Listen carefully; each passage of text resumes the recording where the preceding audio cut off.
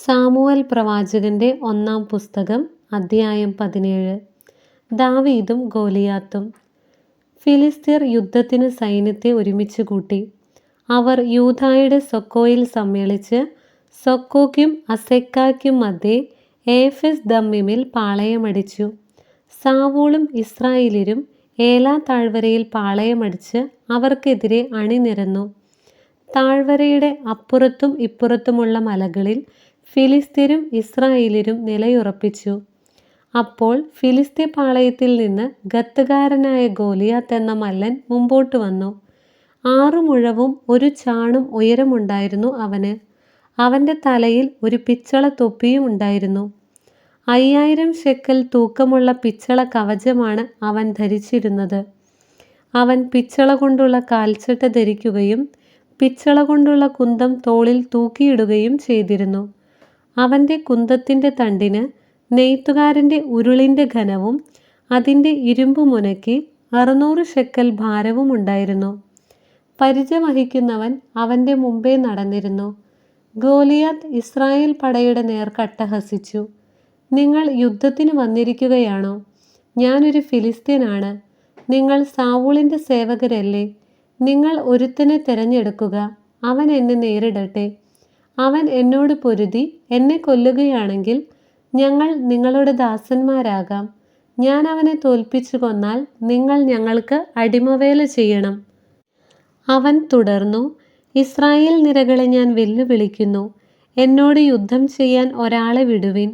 അവൻ്റെ വാക്കുകൾ കേട്ട് സാവൂളും ഇസ്രായേല്യരും ഭയചകിതരായി. യൂദായിലെ ബെത്ലഹേമിൽ നിന്നുള്ള എഫ്രാത്യനായ ജെസ്സയുടെ മകനായിരുന്നു ദാവീദ്. ജെസ്സയ്ക്ക് 8 മക്കൾ ഉണ്ടായിരുന്നു. സാവൂളിൻ്റെ കാലത്ത് അവൻ വൃദ്ധനായിരുന്നു. അവൻ്റെ പുത്രന്മാരിൽ മൂത്ത 3 പേർ സാവൂളിനോടൊത്ത് യുദ്ധരംഗത്തുണ്ടായിരുന്നു. ആദ്യജാതനായ ഏലിയാബ്, അബിനാദാബ്, ശമ്മ. ദാവീദ് ഏറ്റവും ഇളയവനായിരുന്നു. മൂത്ത 3 പേർ സാവൂളിനോടൊത്തുണ്ടായിരുന്നു.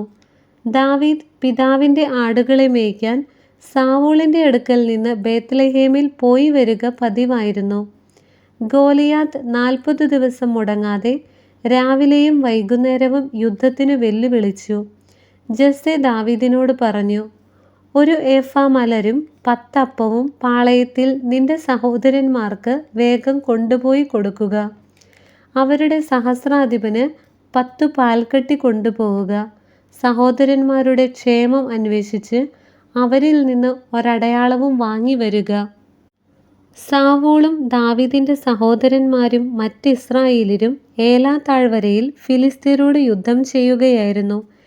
പിതാവ് ആജ്ഞാപിച്ചതനുസരിച്ച് ദാവീദ് അതിരാവിലെ എഴുന്നേറ്റ് ആടുകളെ ഒരു കാവൽക്കാരനെ ഏൽപ്പിച്ചിട്ട് ഭക്ഷണ സാധനങ്ങളുമായി പുറപ്പെട്ടു.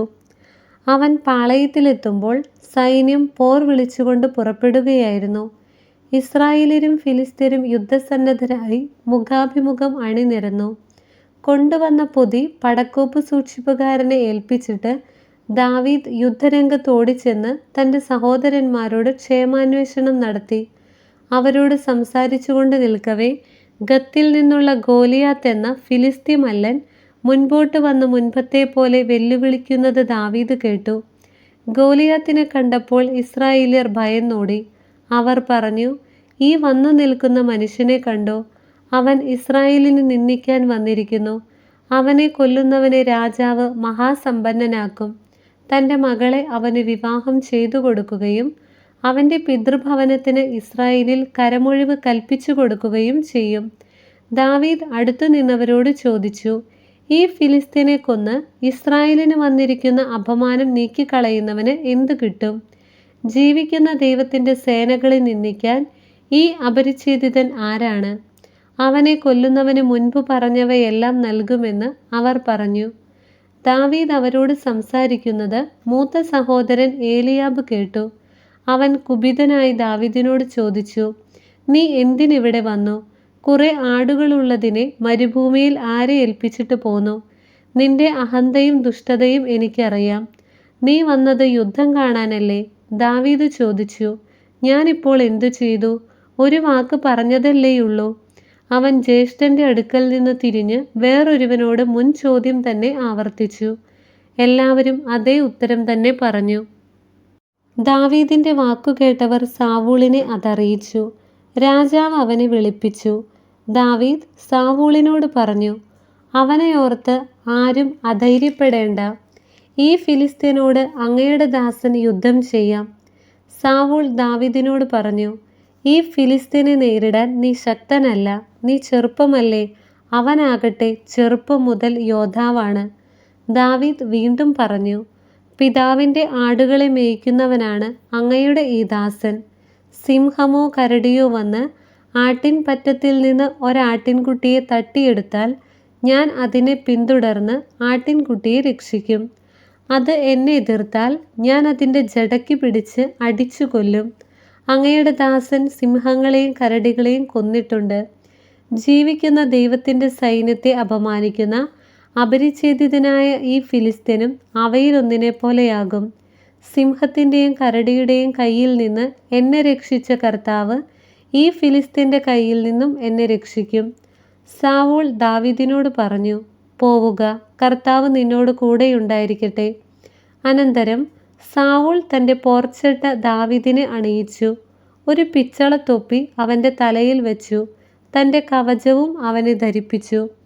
പോർച്ചട്ടയും വാളും ധരിച്ച് ദാവീദ് നടക്കാൻ നോക്കി, പക്ഷേ സാധിച്ചില്ല. അവനത് പരിചയമില്ലായിരുന്നു. ഇതൊന്നും പരിചയിച്ചിട്ടില്ലാത്തതിനാൽ ഇവ ധരിച്ച് നടക്കാൻ എനിക്ക് സാധിക്കുകയില്ല എന്ന് അവൻ സാവൂളിനോട് പറഞ്ഞു. അവൻ അത് ഊരിവെച്ചു. പിന്നെ അവൻ തൻ്റെ വടിയെടുത്തു. തോട്ടിൽ നിന്ന് മിനുസമുള്ള 5 കല്ല് തിരഞ്ഞെടുത്ത് സഞ്ചിയിലിട്ടു. കവിണ അവൻ്റെ കയ്യിലുണ്ടായിരുന്നു.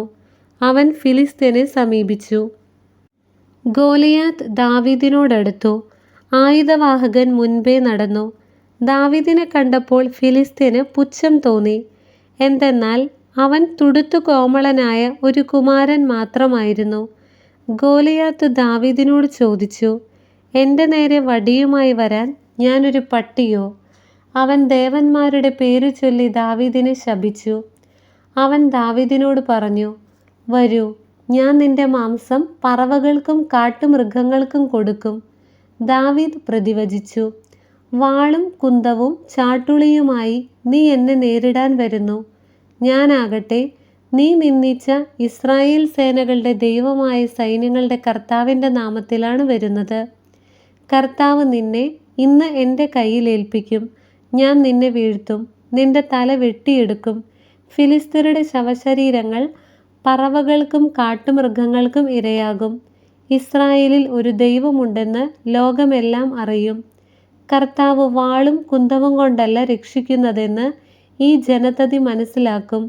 ഈ യുദ്ധം കർത്താവിൻ്റേതാണ്. അവിടുന്ന് നിങ്ങളെ ഞങ്ങളുടെ കയ്യിൽ ഏൽപ്പിക്കും. തന്നെ നേരിടാൻ ഫിലിസ്ത്യൻ അടുക്കുന്നത് കണ്ട് ദാവീദ് അവനോട് എതിർക്കാൻ വേഗത്തിലോടി മുന്നണിയിലെത്തി. ദാവീദ് സഞ്ചിയിൽ നിന്ന് ഒരു കല്ലെടുത്ത് കവിണയിൽ വെച്ച് ഗോലിയാത്തിൻ്റെ നെറ്റിക്ക് ആഞ്ഞെറിഞ്ഞു. കല്ല് നെറ്റിയിൽ തന്നെ തറച്ചു കയറി. അവൻ മുഖം കുത്തി നിലം പതിച്ചു. അങ്ങനെ ദാവീദ് കല്ലും കവിണയുമായി ഗോലിയാത്തിനെ നേരിട്ട് അവനെ എറിഞ്ഞു വീഴ്ത്തി. അവൻ്റെ കയ്യിൽ വാളില്ലായിരുന്നു. ദാവീദ് ഓടിച്ചെന്ന് ഗോലിയാത്തിൻ്റെ മേൽ കയറി നിന്ന് അവൻ്റെ വാള് ഉറയിൽ നിന്ന് വലിച്ചൂരി അവനെ കഴുത്തു വെട്ടിമുറിച്ചു കൊന്നു. ഫിലിസ്ത്യർ തങ്ങളുടെ മല്ലൻ വധിക്കപ്പെട്ടെന്ന് കണ്ടപ്പോൾ ഓടിക്കളഞ്ഞു.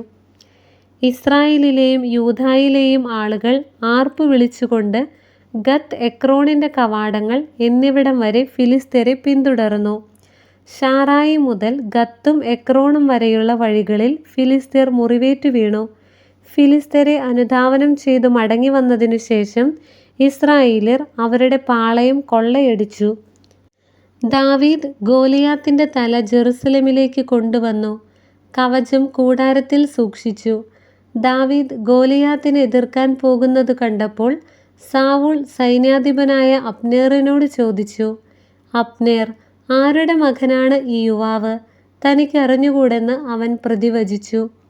ആ യുവാവ് ആരുടെ മകനാണെന്ന് അന്വേഷിക്കാൻ രാജാവ് കൽപ്പിച്ചു. ഗോലിയാത്തിനെ വധിച്ചു മടങ്ങി വന്ന ദാവീദിനെ അബ്നേർ സാവൂളിൻ്റെ അടുക്കൽ കൂട്ടിക്കൊണ്ടുവന്നു. ഫിലിസ്ത്യൻ്റെ ശിരസും അവൻ്റെ കയ്യിലുണ്ടായിരുന്നു. സാവൂൾ അവനോട് ചോദിച്ചു, നീ ആരുടെ മകനാണ്? അങ്ങയുടെ ദാസനായ ബെത്ലഹേംകാരൻ ജസ്സയുടെ മകനാണ് ഞാൻ എന്ന് ദാവീദ് പറഞ്ഞു. ദൈവമായ കർത്താവിന് സ്തുതി.